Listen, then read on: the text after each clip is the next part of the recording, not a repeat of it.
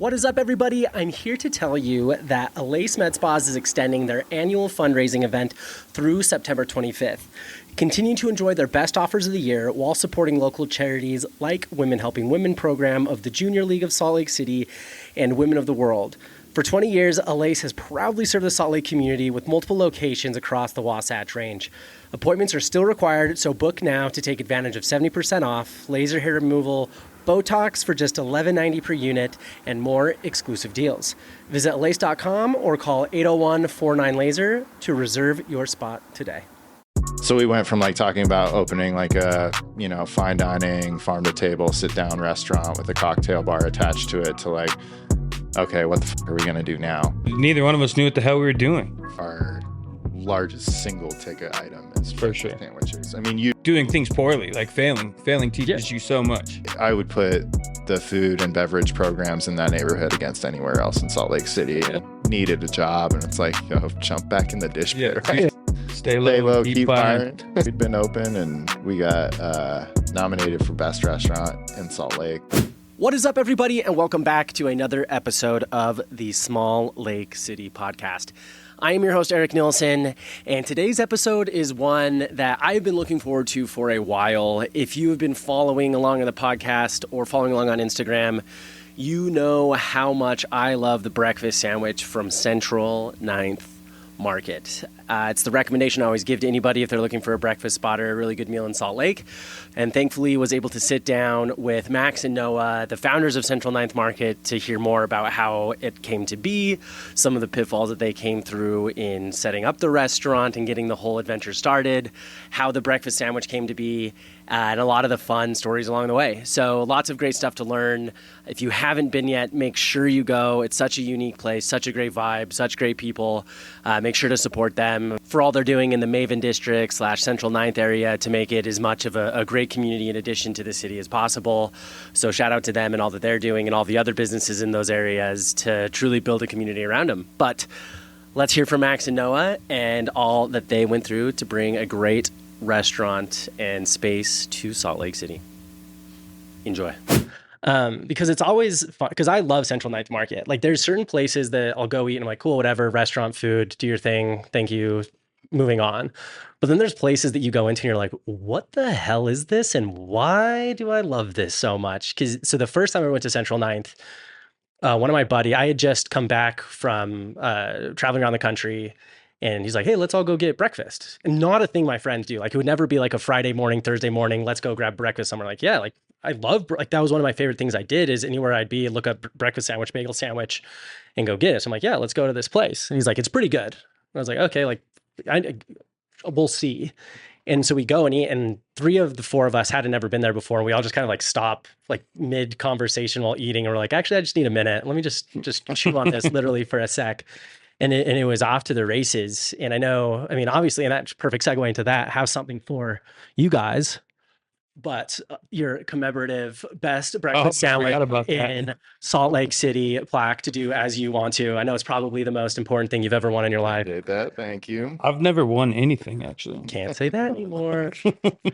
So yeah. This is actually what started the friendly bagel beef between us and babies. Yeah, that was fun because I remember I opened up Instagram and I saw it. I was like, oh, like, here we go. They're throwing smoke for no reason. And then everybody like sends me like, look what you did. Look what you did. I'm like, look what I did. Look what I did. And it was fun because I mean, the guys at Babies are hilarious. I've had them on and they're such a good group of guys, good dude and stuff.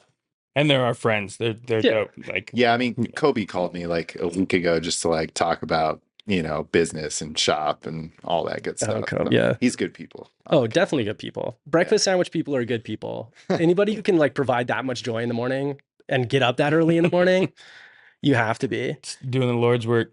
Amen.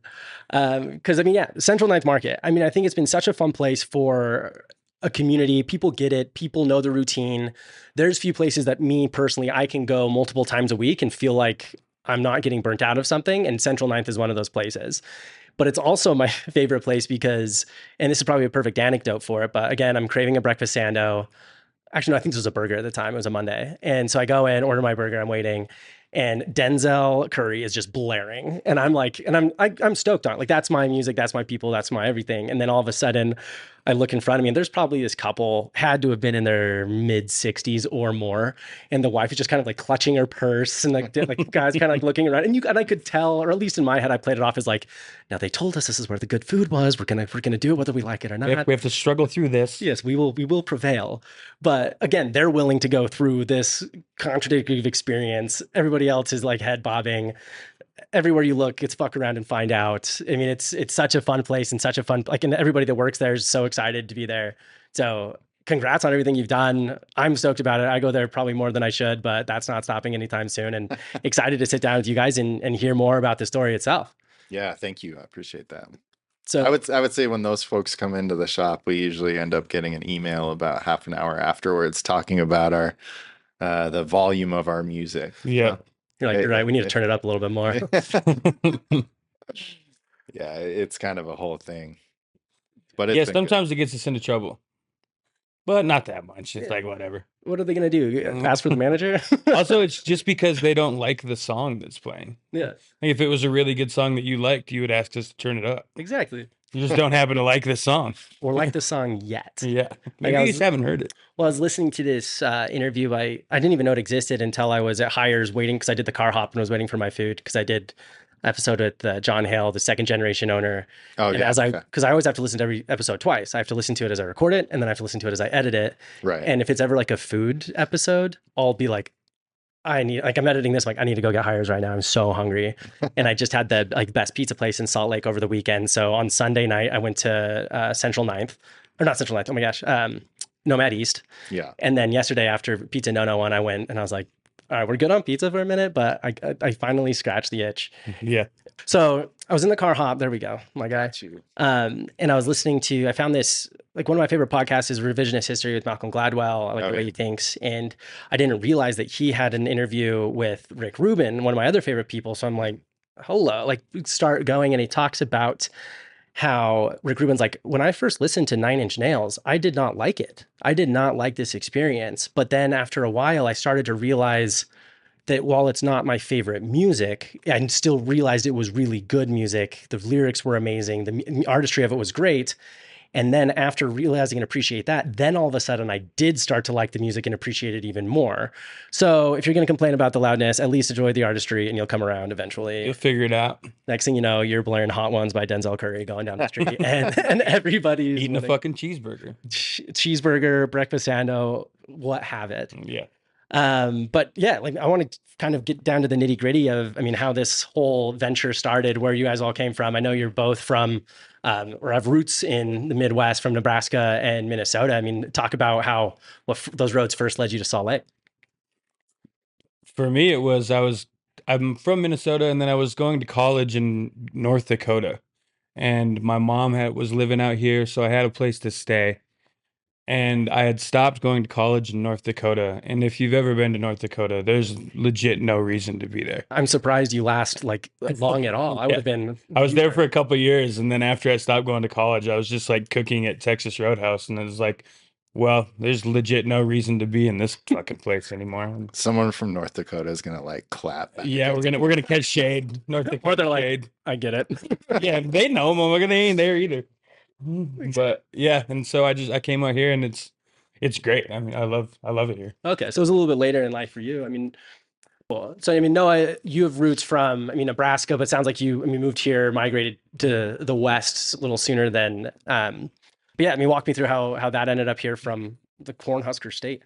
Yeah, so I was born in Lincoln, Nebraska. My dad was working at University of Nebraska at that point, and then he took a job at Utah State University in Logan. So we moved to Logan when I was a little kid. So I was raised in Utah, just not born here. Grew up in Logan, lived there most of my life, and then went to Seattle for a handful of years, and then came back. When I came back, I moved to Salt Lake, and I've been here since. So it's been about 13 years now that I've been in Salt Lake. Got it. Because I was looking at, I can't remember who did the article. Oh, it was like gnarly nutrition. Oh yeah. And because I spent some time in Seattle too. I moved up there after college for like my first job. I was there for 4 years and came back.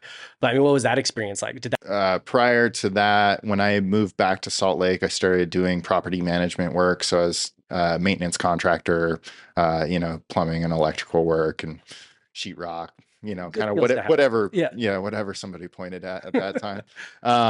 But I was doing that for a little over a decade. And then Max and I had become friends through a restaurant that he was working in Park City. I had a couple of other mutual friends that were working there as well. Okay. And then we became friends over the years, kind of started talking about potentially doing something. I mean, I was just kind of burnt out on what I was doing. Totally. Max was kind of in the same position as well, like, working for other people and building up a business for someone else and then being on your way to the next one. And so it was like, okay, like let's put something together. And it took us a few years from when we first started talking about it to actually get to a point where we were like, okay, this might be a real thing. Yeah. Trying to secure funding and find a space and all of the above. And then kind of while we were trying to figure out what we were going to do, that's when COVID hit. Yeah, we got COVIDed. So we went from like talking about opening like a, fine dining, farm to table, sit down restaurant with a cocktail bar attached to it to like, okay, what the fuck are we going to do now? And so it kind of scaled back the program and, revisited that conversation to decide what we would actually like to do. And that's when the idea for the market came up. We had looked at a couple of places that were sort of in neighborhoods, kind of surrounded by housing developments. And it was like, okay, like let's create like a little neighborhood spot where people can grab food from, but let's still stick to the farm to table aspect of it. Like we have these relationships through Max and the jobs that he was working at previously. All of these farmers were aware of who he was already. And it's like, okay, we have these relationships and let's build upon that. But do it in a format that makes sense for what's going on right now. And so it was like having a place that's grab and go, counter service that we could operate regardless of whether or not people could sit down and dine. That was kind of the driving force for the market. Got it. Makes sense. And then And like supporting local agriculture is like a huge thing for us. And this was like a good way to kind of be an interface between the consumer and the farmer, which instead of just having to go to the farmer's market all the time, we're like, oh, we could have like a little produce stand too. That would be dope, because everybody wants, I mean, good produce. There's nothing worse. I won't put them on blast, but there was this one grocery store by me when I first moved back to Salt Lake, and like there was multiple times. I remember there's one time I went and got a pack of romaine lettuce, and half of it was rotten. It's just swag, yeah. And I'm like, yes, just swag. And it's so funny because then I go to, the farmer's market most weekends and I'll grab something that looks fun to cook with and we'll make it happen. But at the end of the day, that's what you want. Good food is made from good ingredients. You can't make good food from shitty ingredients and think you're going to make something magical. Like that's like fundamentally, like it'll break your brain. Oh, for sure. So Max, I like how you kind of come into this story where you're up in North Dakota, you look at yourself, you're like, what the hell am I doing in North Dakota? And you come here. Did you go straight from Texas Roadhouse in North Dakota to working in Park City, or how did that work? Pretty much, yeah. North Dakota's super flat, so I went to the mountains. I went to, I got a job working at the canyons back then. Okay. It was, so I worked at the canyons and just did a bunch of stuff there. And then I went to Main Street in Park City because I was having my first daughter, so I got a second job. Congrats. Working on Main Street, and then that's where I met Noah and them. So nice. And then I kind of fell in love with like fine dining and like all of those things there. I think I really learned how to cook there. Before I was just cooking, just doing shit. Yeah. But so, was there a point where you realized you're like, this has gone from a job to a passion or something you want to explore more? Or was it just? Yep. Serge I was like, yeah, Serge, this dude that we both know, really kind of inspired me and pushed me to do things that I had never done. And that it kind of like clicked in my brain that, oh, this is some shit that I enjoy and I'm good at and I like and I can make into a career. Crazy concept. Mm-hmm. It's nice when like those things do click. Yeah, and Serge is a hell of a cook. Like, and for me, it was that same kind of realization, but just on a different level, because obviously I wasn't working in the restaurant there, but I was spending a lot of time there. And And just eating the food that Serge was making at that point in time and watching him and the crew that he had with him was like quite inspiring. I mean, he fucking crushes it. One night I was working saute and I was just like, I think I was probably baked and I was just like listing off things that I wanted to eat. Yeah. And finally he just goes, man, just shut up and make them. And I was like, oh, you can just make everything. You don't go to the fucking Oreo tree and grab Oreos. You make them. And I was just like, it like clicked. I was like, oh, you can just do everything. Cool.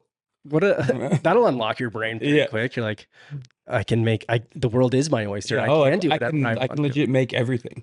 Someone else can make it. I can make it. Yeah. So yeah. Which is a huge thing to do, because I think there's a lot of people who just kind of get stuck in, like, because like you were saying, now, like, you work for someone else, you go through this, you get burnt out, nothing really makes sense. It's a job. It doesn't really align with your values or your like purpose or your fulfillment. And you just kind of just feel dragged. You drag your feet to work, you drag your feet home, you're tired because you're doing things you don't want to do, which is hard. But if you don't feel like you can get out of it or you have the skills to do it, then it can feel very trapping.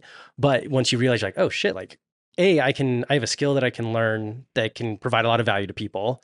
And B, these dumbasses have done it before. I can do this. Yeah, like, you can do it. People do it. You can do it. And I think that's what unlocks for a lot of people. So I love that you kind of have these two things coming together.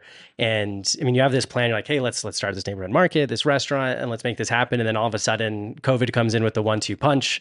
Kind of go back to the drawing board a little bit. Maybe not quite the fine dining experience, but in essence, that's how Central Ninth was born. Mm-hmm. I mean, what was that process like to get everything up and going? Because I mean, before Central Ninth, really, I mean, Water Witch was there. Water Witch was there, and then it was the Jade Market, but then there was nothing there for a long time. And so like initially, like where Bar Gnome is now, that used to be Mediterranean. Which she used to be by the ballpark and then moved over to there when that building was developed. So it was Mediterranean, Water Witch, Jade Market was in the corner where we are now. And then it stayed like that for a couple of years. And then both Mediterranean and Jade Market moved out. And then that's when like Gnome moved in, we moved in, they started the second development with where like Scion Cider and Seasons are now. And so when we came in, I would say like the neighborhood was still a little bit more on the quiet side, but it was definitely heading in that direction already. Yeah, you see all the signs. For sure. Things were growing quick. Yeah. And we we signed our lease. We got the spot open. It took us about a year to build it out. And then getting permits during COVID was not a nightmare. Oh, I can't even remember. I mean, like, so they had everything that used to be an over-the-counter permit that you could go in and apply for and receive. It all went to an online system that they had never used before. So you're like, we would email someone and then it would be like 3 weeks and you wouldn't hear anything back. And you're like, okay, like every step of the process was like that. So it took forever to build that space out. Material costs were way more expensive than what you would hope for. And so it was kind of just like, we got towards the end where we were like throwing things together. Like, dude, we have to get it going. Just have to open. Like, we're paying rent on this space and all of the things. And then we open, and then 1 month after we opened, they started the neighborhood reconstruction project where they tore out the street. We had a 1-lane road in front of the shop, no sidewalk, no parking. I mean, it was like cool. This helps me. Exactly what you want when you're starting a new business, and like we did know that the construction was coming, like it had been planned for years. So it wasn't like we were just like, oh my God, this came out of nowhere. But at the same time, you're just like, man, this is a little bit more rough than we thought it would be. And also that project was not handled in the best manner, I would say. It's about like most road construction projects in Salt Lake. Yeah, it just they're still not done. The deadlines continue to get extended further and further and further. And like, granted, I am thankful that it's done now and we have parking and like the neighborhood is walkable and the bike lane is great. Like all those are great improvements, but it was definitely tough. And I know that there are a lot of other small businesses in Salt Lake City right now that are kind of dealing with similar types of issues that we went through in that neighborhood. I know Sugar House right now is just getting torn apart and people are having a tough time over there. Areas of downtown as well. Yeah, like Second South, like in between, I mean, honestly, from like Third West to the state, it's all just a shit show. Yeah, definitely. And it's tough too, because like the city just really doesn't do much for small businesses when it comes to that sort of thing. Like, they give you a little bit of a handout and be like, Yeah. here, like, be on your way, Like kind no of one a can thing. get to You're just you and like, park in your establishment, but like here's $20 gift card to. well, and you're like, yo, that's not even like a day's worth of business that Yeah. we're talking about here. Yeah. And, like utilities being shut off that are unplanned because they end up like hitting a water line. While Yeah, they're you just digging have through no the road, Yeah. just like, oh man, okay. Like this is how I wanted to spend my Thursday. Yeah, but in the end, it's like shout out to all the people that did show up for us because that got us through that first year. Honestly, the first year was kind of rough on Max and I, anyways. Like we were running a really small crew of people, working a lot of hours. We didn't know exactly what the fuck we were doing. Yeah. And so it was like there's a lot of learning for us to do over that first year. I'm kind of glad that not everyone in the community was able to show up for it. Like, Just not yet. Let us Yes. let us fix some Just a issues. minute, man. yeah, but we had some like people that were like patient and kind of rocked with us through all of that. Oh yeah. When looking at that first year and the things you guys had to overcome, what were some of those learnings that you look back and either laugh or look back and cry? Oh man, there's so many. Well, neither one of us knew what the hell we were doing. We were just in there. We'd slapped together a grocery store and a restaurant. We were like, all right, let's unlock the door. And then all of a sudden, oh, you have to do this every single day for 12 hours or 14 hours. And people just keep coming, which is shout out to people for keeping coming. But Yeah. damn, it was hard. Yeah, I think We got nonverbal a couple times for a while. oh, for sure. Yeah. Yeah. I mean, like within that I'd be first worried year and a half, like if- it definitely like pressed mine and Max's personal relationship. For Like sure. we had a really hard time. We're both very different people like everyone else is. And, we're coming at things with different perspectives. And sometimes he and I have a hard time communicating those things. We've gotten much better now. Like it's smooth. We have a good relationship with one another. We had to do it Happy. wrong before we figured out how to do For it. sure. Yeah. and at the same time, like a lot of our staff at that time was like, dealing with us going through those growing pains as well. Mom and dad are fighting again. Right. Yeah, for sure. Yeah. And much respect to all of them for kind of sticking around through that for those that did. But yeah, I think some of the biggest hurdles were just kind of trying to determine what exactly that food program would look like. That was probably our first major hurdle. When we opened our doors, we didn't have like we had no bread dough recipe, no pizza dough recipe. Like it was all just like, okay, we're gonna start making food. We just We're hit- here. We just don't did know some what stuff. Yeah. Yeah. Like obviously Max had been cooking food for a long time, so it's not like he couldn't prepare food for folks. It's just like we didn't know what that program would look like. And Totally. I mean, we went through all kinds of different iterations with the bread itself before we finally landed on the recipe that we're using now. Even then, that's changed several times over the last couple of years too. Everything's all sourdough, so like those dough programs change several times throughout a year as you're dealing with like different humidity levels and temperatures inside of the shop and things like that. But yeah, I would say that was our first major hurdle, was just the food program itself. And then from there it was like, okay, now we got to figure out how to like market this program that we've now landed on, and how do we continue to grow inside of this 1,600 square foot space that, has a limit to the capacity that it can handle. And, now how it is over there. It's like that shop sells out by mid-afternoon most days. Oh yeah. I think people oftentimes kind of question what we're doing and why we're selling out of food. And it's like, yo, look, like it's because that's how much space that we have in our cooler to be able to handle. Like we're doing everything that we can. We pushed everything to the max. It's For full. sure. You can go look. Might even be breaking a rule or two. Yeah. I won't tell anybody. But yeah, let's talk about the menu and like how that all came together. Because again, like we'll start with the breakfast sandwich, which the focaccia, I could eat a whole pan of it in a day, and I'd probably still want more. Mixed with the kind of like, I don't know what you call it, like the chipotle aioli or chipotle sauce. And That's actually shout out to Firebirds. Or actually, no. High Mesa now. High Mesa now. There was They got a cease and desist. food over that one. But Brock over at High Mesa, he's the one that does all of our hot sauce for the breakfast sandwiches. It's a roasted Fresno sauce.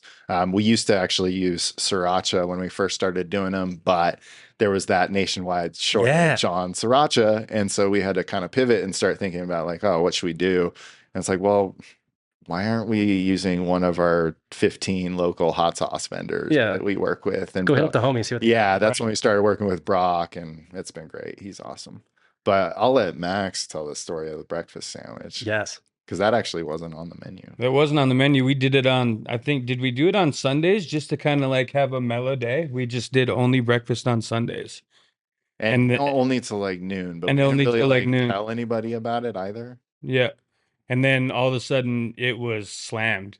There was a while I did Sundays by myself because it was kind of mellow. Yeah, it's a I Sunday just in Salt It Lake. was a Sunday in Salt Lake, and I would just put the cash register in front of the range, and I would just like take people's orders and cook them food. But then it quickly became not able to do that. Not chill anymore. No, it was super not chill a couple times. It was We like, also had the worst POS system when we oh, opened dude, it. I don't even. I was trying to remember what it was called this morning, and I'm glad I don't even remember. I don't care. Yeah, I'm not gonna put them under the bus Yeah. like that, The but POS.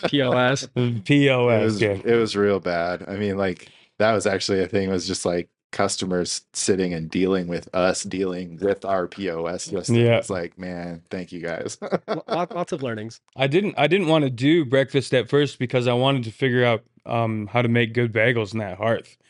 But then I just kept not having time and not being able to do it and like fucking it up. That finally we were just like, our bread's really good. We can just do breakfast on This is the focaccia. yeah, on our bread.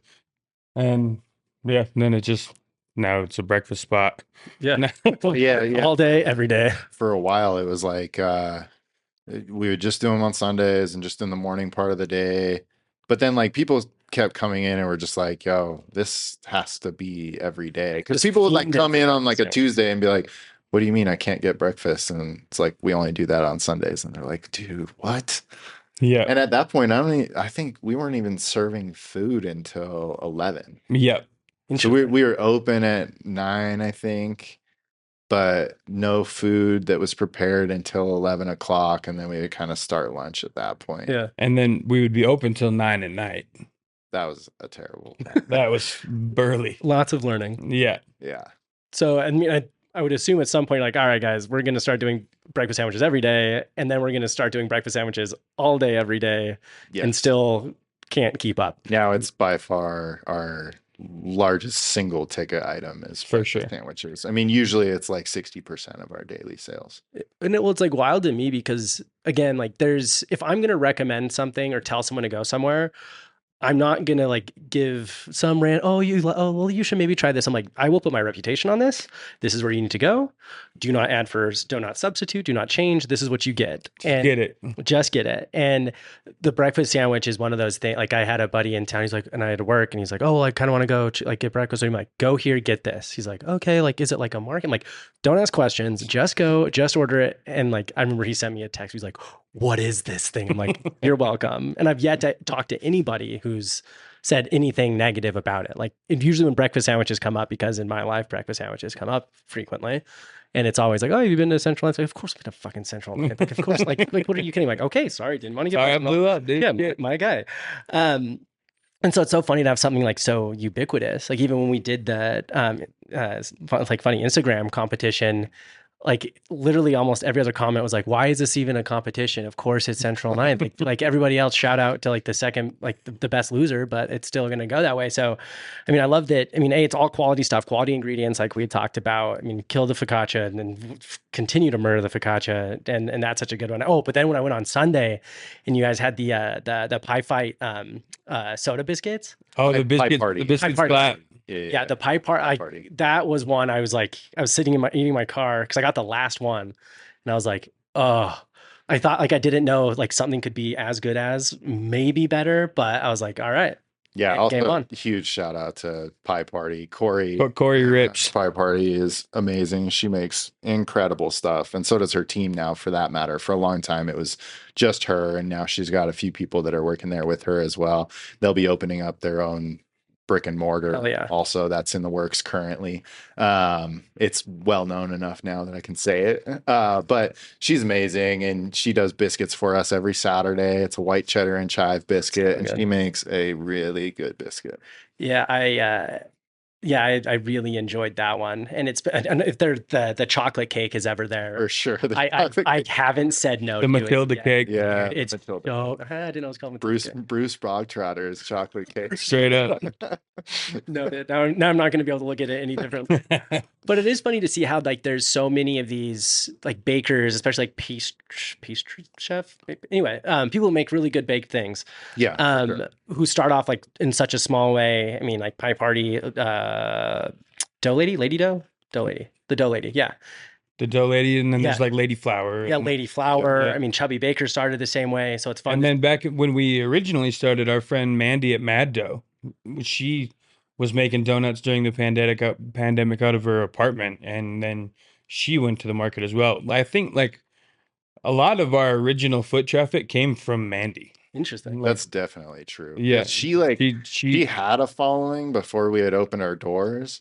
And then when we opened, like we would have all these people that would come in and not even buy anything from us. Yeah, They like were I'm here just for like, her. I'm here for donuts. And it was funny because it was like a standing joke after it's she I left. said it yesterday. Yeah, like because Mandy was probably there for like 6 months, 9 months, something like that. Probably almost a year, 9 months or something. Yeah, and then and she left, but then people would continue to come in. Yo, you got any like, donuts "Where's today?" the donuts?" And we're like, "Dude, we don't do that. Yeah, Like, that's not that's us. not We're in the wrong spot. I walked in the door yesterday and I yelled, "Do you have any donuts?" And the people that were working there did not work there then, and they did not get it. Bastards. Yeah, but no, she really did bring in a lot of our foot traffic initially. And yeah, it was an interesting dynamic in the shop at that point because like she would be there, first thing early before we would even show up for the day. Then we would arrive and she's kind of like finishing selling donuts when we were getting there to start service for the day. And it was very different than it is now. Yeah, it's fun to see. Like, I mean, if you keep a pulse on the city, and like if you follow, I mean, if honestly, if you just go and follow every account that is on Small Lake City, and you don't feel like you know what's generally going on, then shame on you, I guess. Because Right. one that comes to mind, my friend Peter Suval, I mean Bedlam Bakery, and all the cookies he's making, and how much work he's gone into so many baked goods to get there has been fun to see grow. And I see like another baker I see doing great things, and it's so fun to see how much of the community does revolve around it. Because I mean, you guys in Mad Dough and Baby's Bagels and Becca, why can't I think of her? Lady Flower. Lady Flower. Thank you. I can usually remember that one, but not her real name. Yeah. So it's fun to see how collaborative it is, how like much of a community it is, where they're like, "Hey, listen, I've had enough of a following where I like people will come, but I need more space, and I would like to have some space with you guys who like people I trust, people I want to support, and people I want to work with." Right. So I kind of like how this is a place where that can work. I don't know how well it would work anywhere else. Can't say one way or the other, but it's fun to see that work here. Yeah, it's a good little test kitchen for people, and we can be. We're pretty particular about the people that we'll work with at the shop. We get approached by lots of different vendors, but at the end of the day, like Max and I and the staff will all talk about what we think is an appropriate fit for our program and what we're doing. Totally. Not everything is. It's got to be good. Yep. Yeah, I would say that like one thing that happened that was kind of born from the pandemic was there was a lot of folks that were kind of looking for something to do and started operating small bake shops or food businesses out of their home kitchens, and I think that's a great thing and it should continue to happen. But it also just made it to where we had this laundry list of folks coming through the shop bringing things by, and it was just like, I'm sorry, but this is not good. Yeah, this is not great, nor do we have counter space for every single person that comes through. Oh yeah, and Which is we're always happy to talk with new vendors, and even if it's not somebody that we work with, I've had times where I just kind of like try and work through what they've got going on and try and give them some advice to make it a little bit more approachable for general customer base and things like that. I mean, those are the people that succeed, because it's one thing if they come in, they're like, "Hey, do you want to try my sticky buns?" And you're like, "These sticky buns are disgusting." Like, that's one thing. But it'd be like, "Hey, like, listen, it feels like there's a little bit too much flour. I think if you added some egg, I think it's a little too sugar." Like give constructive feedback. Because again, like if they're the right person, they'll be like, "Okay, got it. I'll go mess with this. Maybe I'll come back and give you another one, see how it works." Because it's kind of like you guys. I mean, the amount of times you kind of had to pivot, you've had to learn, you've had to refocus. I mean, that's the way that people succeed. Like if you were still just as rigid as you were when you started, like, no, no, no, we're going to do a fine dining restaurant, farm to table, and everything happened the way it was, probably wouldn't have worked out the same story. Who knows? Maybe it would have. Maybe it would have been a better story. But the success that you guys have had is a lot of in part to your flexibility, pivoting where you've needed to, adjusting where you've needed to, and having outcomes. Doing things poorly, like failing teaches you so much. Totally. I was talking the other day, I came up between conversation with me and Spenny. The first job I applied for was when I moved to Utah was TGI Fridays on Foothill. And the thing that I came back to was, fuck, dude, I'm glad I didn't get that job at TGI Fridays. Yeah. Things would be way different, probably. Very different. Shout out TGI Fridays for not hiring me. Well, and honestly, I know that both Max and I are so thankful that we didn't end up opening the original food program that we had talked about. Like, it just would have been such a different work environment. And, you know, I think that Central Ninth was exactly what the neighborhood needed at the right time. And it definitely kind of set the tone for both Max and my life as well. It's been great to be over there. Yeah, because I mean, looking at that neighborhood now, because again, it has changed so much over the past 4 or 5 years, and it's fun to see the people who have been there and stuck around, like kind of like these, like, I mean, the backbone of it all, which I would say, like, I mean, Central Ninth is definitely there, the one holding everything. Or, I mean, but then, I mean, Water Witch, everybody knew about Water Witch in that area. That was kind of what first brought people there. And then you have Blue Copper, actually. If I'm not mistaken, Blue Copper was prior to. Oh, really? Water Witch. Oh, Yeah. I thought they had. And it used to be, what was the coffee shop that it used to be there? It was a different coffee shop, and I cannot recall. I forget the name. Dang, I know the dude too, Joe. What's up, Joe? What's your coffee shop called? Yeah, well, and so that's the big tobacco building is what it's called. Okay. It's got this old plaque on it. And Atlas No brow. That was the spot. That's the one. And so, like, Atlas Architects is in that building, and they're the ones who developed the building that we're in, as well as the building that Scion and Seasons are in. And they did a really good job of curating that neighborhood. I mean, it took a little while for it to kind of all come together. There was a few pieces that needed to be swapped out. But now it's like, you know, I would put the food and beverage programs in that neighborhood against anywhere else in Salt Lake City. True. You know, against other cities outside of. Yeah, because like even just right there, I mean, you have, I mean, Central Ninth, you have Laziz, you have Barnum, you have Water Witch, you have Blue Copper, you have Snowmobile Pizza, you have Pearl. The Pearl, thank you.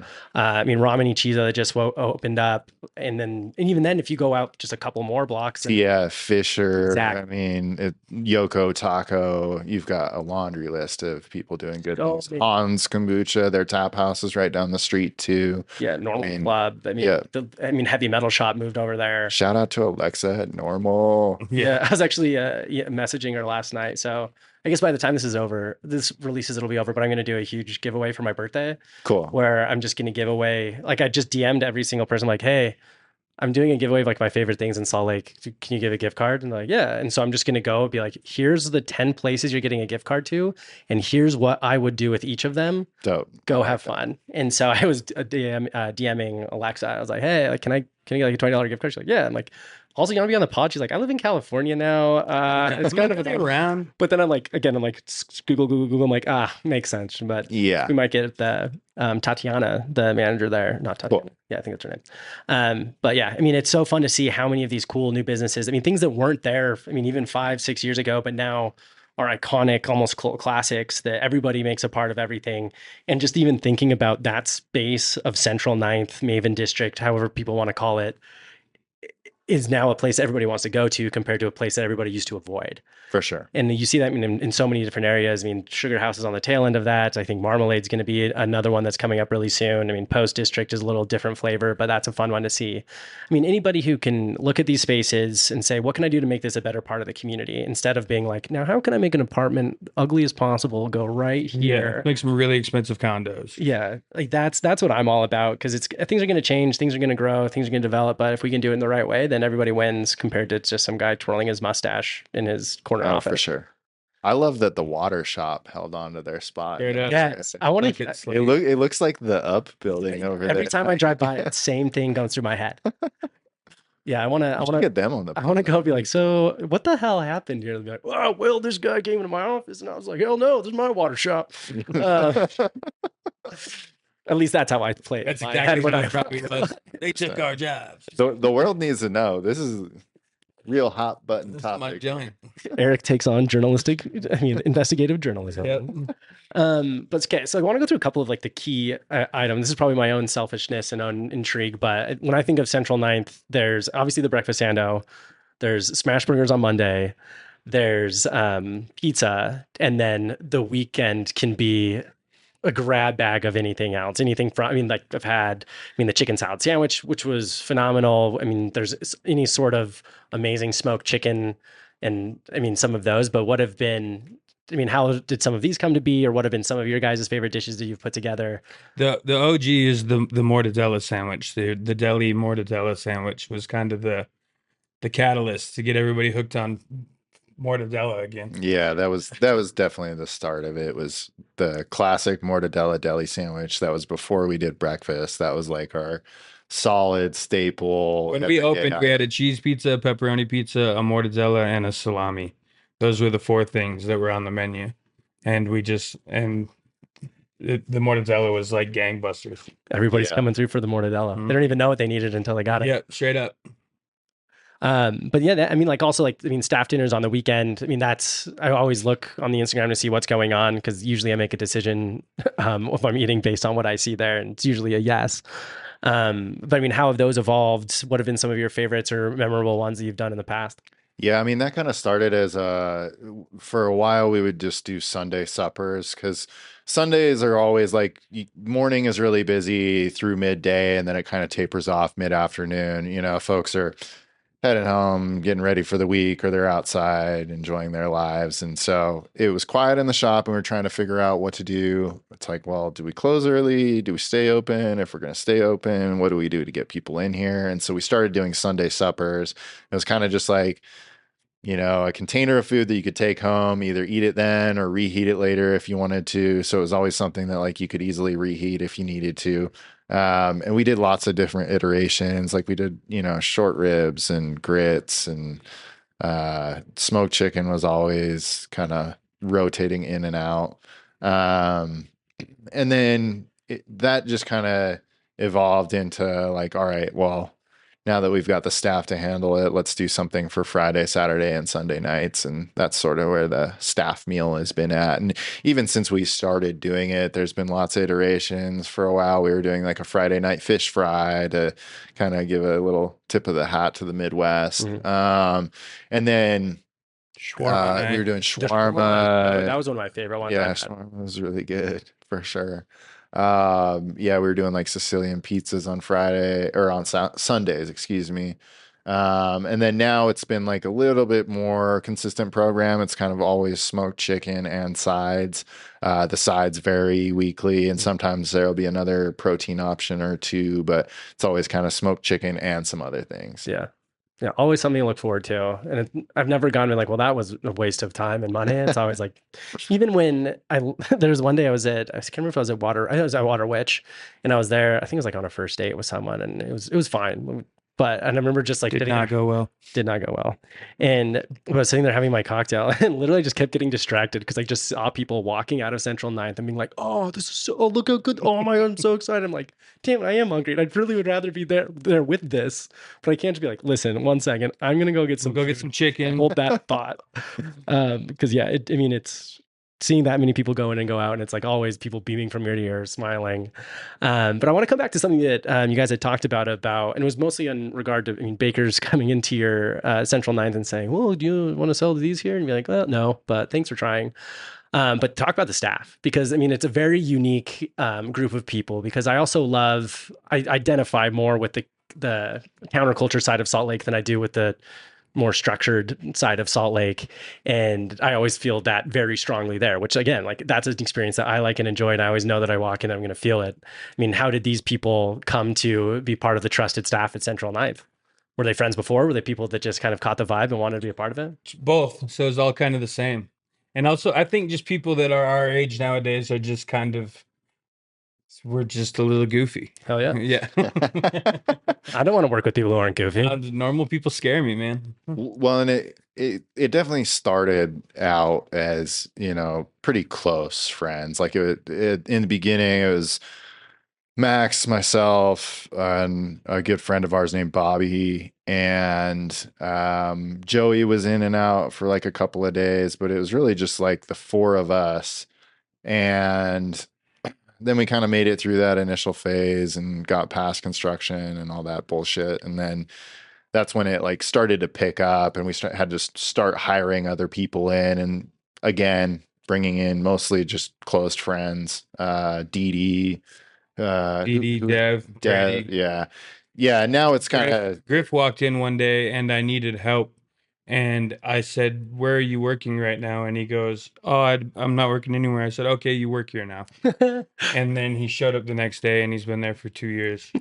yeah. And there's a few people that's kind of a similar case. They just walked in and needed a job, and it's like, oh, jump back in the dish Yeah, pit. Right? You're like, Use come on dishes, bro. back. Yeah. Let's see how you work here. Yeah, and now, like more recently, I would say that it's kind of attracted some people that weren't necessarily our friends prior to, people that we maybe know in passing but don't know well. And I think a lot of that was due to the kind of friendship and camaraderie that had existed inside of the shop. People Yeah. are like, damn, like I would like to do that every Yeah. day for work. I And mean, it's like, generally speaking, it's a pretty enjoyable place to work in. There's days where it can get a little bit rough when we get busy over there, but for the most part, it's a enjoyable place to yeah. I work. mean, it's addictive and it's contagious. I mean, you walk in. I mean, if I go in there, there's a 0% chance that my head's not like bobbing, or if Yeah, I'm looking at it's everybody fun. else singing along and like smiling. Because I mean, there's going to be times where it's work and there's going to be times where it sucks, but more often than not, I feel like I walked into someone's house and there just happens to be like 5 friends who are like, "Oh shit, are you hungry? Like, we can make you a plate." And I'm like, "Yeah, I do want a plate. That sounds delicious." Like, and so it's again, it's part of that community, it's part of that energy, it's part of that vibe that keeps bringing people back. But then it gets validated when then they eat the food, they're like, "Oh, and then this matches that as well." For sure. It's kind of dope too, because like when we first opened, our playlist was like Wu-Tang Clan, Freddie Gibbs, Griselda, Benny the Butcher, like, you know, it was like all these things on repeat. And now it's gotten much more diverse because we have way more people working inside of there. So our musical algorithm has like built off of all of the people that work there. Yeah. And so now you'll hear all kinds of shit getting played, which is actually I'm kind becoming educated on doom rock, apparently. Like MF Doom? No, just like growling doom, dude. Okay. It's pretty dope. I was gonna say, if you didn't know about MF Doom, that's interesting. But yeah, okay, that makes sense. I just imagine this like this one singular Spotify playlist that somehow gets added to it. Our fucking playlist is deranged. So is it always just going? It's actually not even a Uh-huh. playlist. It's just we use what is it? YouTube music, and like we don't actually build anything on our playlist. It's just like it Just runs play, and see what yeah, people like toss on a pick song. a song in the morning and then it goes. Because I always assumed it was like, all right, flip a coin, whose turn is it? Play whatever. But this makes a lot more sense. Yeah, usually somebody like, I mean, if you got a song that you're feeling halfway through the day, pop it on, Goes and then quick, all and of a then sudden, it the algorithm takes like a full left hand turn real quick, and you're just like, what the fuck happened? You're like, here we are. Keep going. Yeah. But it's fun, and we actually get people that ask us frequently about the playlist, and they're like, "Is there a way that I can access your playlist?" And so we've talked about maybe putting together like a little Central Ninth public playlist. I would be a fan of that. Yeah, Because I'm thinking about, there's this one, I mean, his name's Fat Perez. He's like a YouTube golfer, but he has his That's my god. Yeah. And he has a playlist. It's bangers only. And then there's this one streamer I follow, and he has a playlist. So I would subscribe to the Central Ninth playlist, and I think it would be absolute bangers. Yeah, I feel like people would be into it. It's kind of fun. Like, and at this point, you know, like the shop is kind of known for loud music, and you know, we've had a few run-ins with unhappy customers because of it. And honestly, like that's probably some of the best press that we've ever had, was people talking shit on how loud it was. Yeah, will you take this to Instagram and just go and be as mad as possible? Yeah, the 1-star review heard around the world. Yeah. Straight up. Sorry, Abby. Yeah, she got some smoke after that. I don't know you, but you got lit up over that one. Oh, R.I.P. Abby. Yeah. So, I mean, obviously become a cult classic. People love it. I mean, what's next for Central Ninth? Anything you guys have in the wings for what to look forward to in the future? I mean, hopefully something. Agreed. Yeah. I think right now where we've kind of gotten to a point where Max and I are both able to like take a step back and kind of look at the program from outside. And so for us currently, it's kind of about like restructuring things a little bit and kind of cleaning up some of the loose ends that we had just because we had been so busy that we didn't have time to do, this, that, or the other. And now we actually have time to kind of review things and Actually make it run like a business. yeah. Oh shit, we have to make food. Yeah. Stuff to do still. Make things a little bit more efficient and hopefully, make it to where it's a little bit more enjoyable work environment for everyone there as well. But we've always got our eyes on the future, and there's definitely things that we're working on, as Max would always say. What is it? Stay low, keep firing. Stay low, keep firing. No, I can get behind it. And at the end of the day, keep trying stuff. Walk around and find out. Fail a couple times along the way. It'll come around eventually. It'll work out if you just stay low and keep firing. Stay low, keep firing. No, I dig that. Yeah, and we've definitely got, ideas in mind. So we got to find it. Stay tuned. Yeah. Depending on the place we find will be what we do, Perfect. Yeah. I'll be there ready to go. First one in line, waited overnight, even though I didn't need to. Like, sir, do you need food? Are you home? Like, no, I'm just here for the breakfast sando V2. Yeah. Yeah. And actually, honestly, lately over the past couple of months, we've been really busy with offsite catering stuff. We do a lot of like weddings and work parties and things like that. And outside of the shop being as busy as it is during the summertime, that's just been like double time for us. So it's just like, it's one of those, it's a good problem to have abundance of things, but it's also be like, oh shit, we have a lot we got to do. Yeah, we got a lot to do. All morning I was trying to figure out how we're going to do this weekend. It's going to be aggressive. So, I mean, outside of being, in the kitchen in Central Ninth, what else do you guys like to do in the area when you're not slinging up sandos and burgers and pizza and more? That's kind of what I do. Max just likes sandals. I was fucking chilling my Jesus pieces, dude. We'll take it. Nothing wrong with that. Max's rule is if he is not working, he is in sandals. I don't wear socks. Like little prisons for your feet. If I'm not working, you have to pay me to wear socks. I remember it was, I think it was the second year that we'd been open, and we got nominated for Best Restaurant in Salt Lake, the Salt Lake City Magazine Awards. And we went there to accept the award, and Max is in a button-up and slacks with sandals on. I think Birkenstocks, right? These Birkenstocks. I was just like, all right, man. Love that. Hey, it's part of who he is. Oh, for sure. Yeah. You gotta pay me to wear socks, man. I ain't doing it. Yeah, they invite you to some event. Like, and by the way, here's $20 in a pair of you socks. Put some fucking Steve Maddens on, please. Like, you got the Steves, you got the socks, you got the money. Let's make it happen. Otherwise, you're getting Birkenstocks or slides. Yeah. We're good. Everybody knows when we're doing something. It'll pop up. Yeah, you guys are pretty loud with it, which is good. That's how I like to know. Like, I always hate when there's like the biggest example for me is in like concerts, and why I started like the newsletter I did, because I always hated when I'd check Instagram, everyone's at this concert that I would have wanted to go to, but for some reason it was yesterday. Yeah. Yeah. And so in the same way, like if someone's like, oh my gosh, do you know what they did at Central? And I'm like, what did they do? And then be like, oh, they did this or this, and they're never going to do it again because I'm like, cool, great. But you guys tend to be pretty loud with it, and I always know what's going on, and it's usually bookmarked if there's something important coming up. Well, and that's kind of an interesting thing about the shop too, is just the way that we handled marketing from the beginning. Like, we had no money to pay anybody to run advertisements for us. The one ad that we had was a print ad in Slug magazine, because one of our partners is good friends with the people over at Slug, and I think it's still in there. I think it is still in there. It's still going strong. But other than that, it's like everything was guerrilla marketing, like, mostly Instagram. We don't really fuck with Facebook because that's just kind of a black hole of despair. Yeah, no boom. Yeah. But yeah, it's a great birthday app.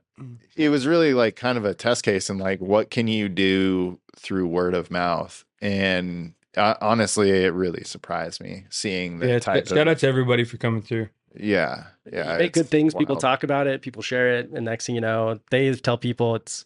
I mean, that's when you know you have a good product, because like it's one thing to be like, I have $1 billion to put towards marketing, and then people show up to be like, all right, Slug Magazine, come on, and then people are like, Slug Magazine, what are you talking about? My friend. Even then, it was like I saw Abby's comment, and I had to come. it was like $200 or whatever for that ad, $200 a month, and even then we were like, I don't know about that, dude. That seems like a lot of money. Well, yeah. We didn't have any. Yeah, take a paycheck for a year. Like, that's more than I made in the first year. Yeah, straight up. Yeah. Yeah, I mean, I was still working as a contractor while we had the shop open, just because we couldn't afford to pay both of us. It was like, okay, Max or I are taking a check. I was like, all right, it's your turn to get paid this month. I was like, you get paid, I'll figure this out. But now we can actually pay all of our staff on time. The check's clear somehow. I don't know. There we go. Yeah. Stay low, stay firing. Straight up. Cool guy. Well, 2 questions I always ask all guests before we wrap up. Number 1, if you guys could have someone on the Small Lake City podcast and hear more about their story and what they're up to, who would you want to hear from? The water shop guy. The water shop guy. I'm going to go knock on his door this weekend and be like, listen, you have a story to tell and I want to hear you tell it. It's funny because I could just walk 1 block away and I'm sure he would tell me whatever I had to ask, but it needs to be on a podcast. No, you got to publish the world. The world must know. It'll be my first take on investigative journalism. Be like, when building these apartments, and you never think about the shop owner and the sacrifices they make. But Tim's story will take. You're like fucking Lester Holt, dude. Exactly. A more relatable get part. Yeah. Was that guy back in the day, Superdale? Didn't Superdale used to do shit like that? I don't know. We'll find out. Coming to a Google search near me. Yeah.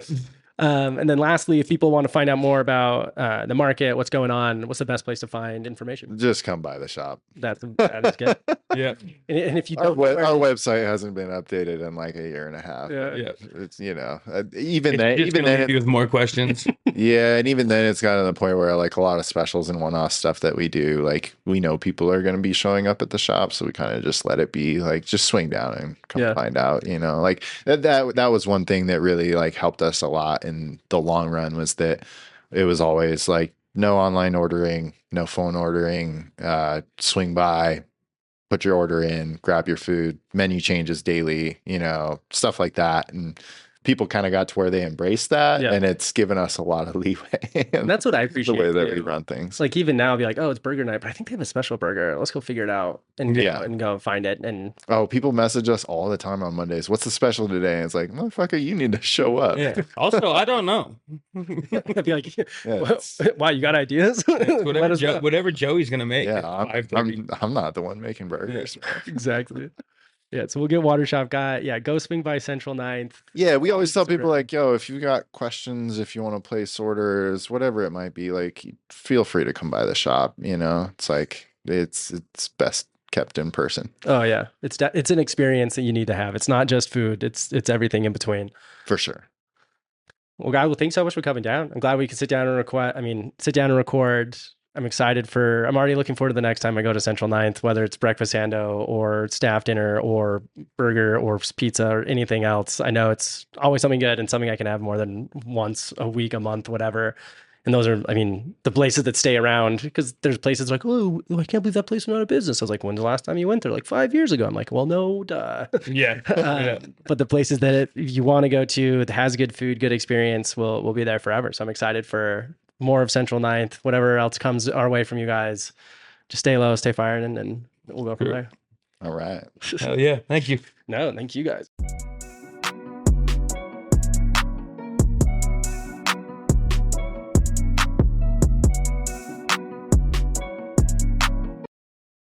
Thank you so much for listening to this week's episode of Small Lake City Podcast. Don't forget to like, follow, review, subscribe, and share this episode with your friends. And we'll catch you next week. We'll see you there.